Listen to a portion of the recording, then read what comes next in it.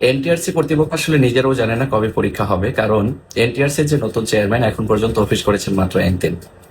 তার মানে আমাদের বাংলাদেশে যত মন্ত্রণালয় রয়েছে বা হচ্ছে এনটিআরসি কর্তৃপক্ষ বলি, প্রাইমারি ডিপি বলি, মানে এদের আসলে নৈতিকতার অবক্ষয় দেখলে মাঝে মধ্যে অবাক অবাক লাগে।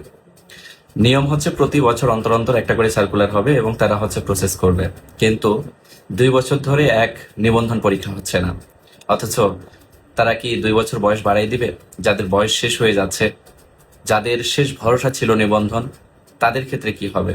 তাদের এ নিয়ে কোনো চিন্তাধারা নেই। আর এ নিয়ে চিন্তাধারা কিভাবে থাকবে?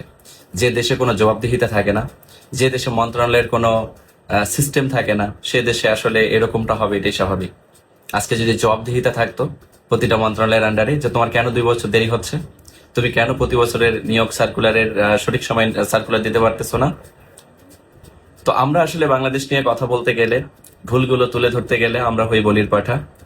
তারপরেও দিন শেষে বলতে হয়, কারণ বেকারদের কথা দিন শেষে আমরাই চিন্তা করি।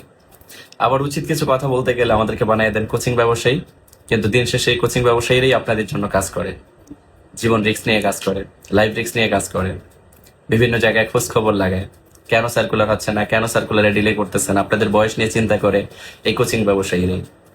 যাই হোক, ওইদিকে যাইতে চাচ্ছি না। যেটা বলতে চাচ্ছিলাম, যে এখন এনটিআরসি কর্তৃপক্ষের শুধু একটা কথা বলা বাকি, কারণ তারা লিখিত থেকে এমসিকিউ সিলেবাস, এই ভক্কচক্কর আপডেট, মানে দুনিয়ার আগডুম বাগডুম গরাডুম বিভিন্ন সময় বিভিন্ন ধরনের কথা বলে টলে নিউজ পোর্টালগুলোকে তারা কিন্তু একদম কি বলবো, মানে বাজে বানিয়ে ফেলেছে। আপনারা হয়তো ভাবেন যে আমরা মনে হয় আপনাদেরকে তথ্য ভুল দিচ্ছি, আসলে আমরা তো বিভিন্ন নিউজ পোর্টাল থেকে তথ্য নিয়েই তথ্য দেই, বা এনটিআরসি কর্তৃপক্ষের বিভিন্ন সদস্যদের কাছ থেকে তথ্য শুনেই আপনাদেরকে তথ্য দেওয়ার চেষ্টা করি।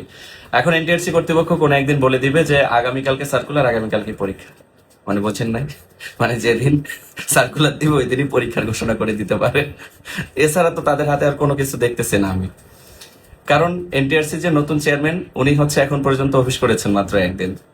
তার মানে বোঝেন যে এরা আসলে কতটা দায়িত্বশীল, এবং এরা আসলে বেকারদেরকে নিয়ে মানে ব্যবসা ছাড়া আর কিছুই না। এরা আসলে ব্যবসাটাই চিন্তা করে, যে আবেদন করবে, টাকা আসবে, এটাই শুধু তাদের চিন্তাধারা। এছাড়া আর আমি কোনো কিছু দেখতেছি না।